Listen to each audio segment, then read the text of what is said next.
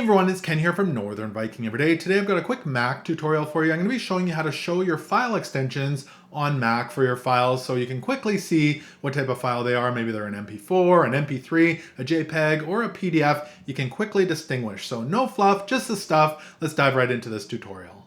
Alright, so here we are on my Mac desktop, and I do have a few files here on my desktop, and you can see the extensions are not showing. So we're going to turn those on so you can easily see what types of files you're using. Now you can see up here where it says Safari, that's the last program I used. We need that to say Finder. So let's go ahead and open up the Finder app. So that's the one with the face here at the bottom. You can go ahead and open that up.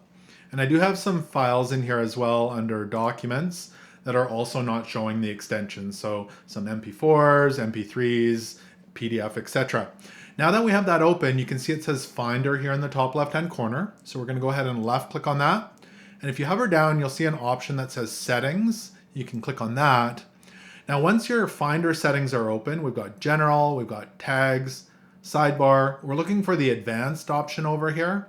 And now you'll see a little checkbox here that says Show All File Name Extensions. So watch what happens to these files when I click this. I'll just turn it on.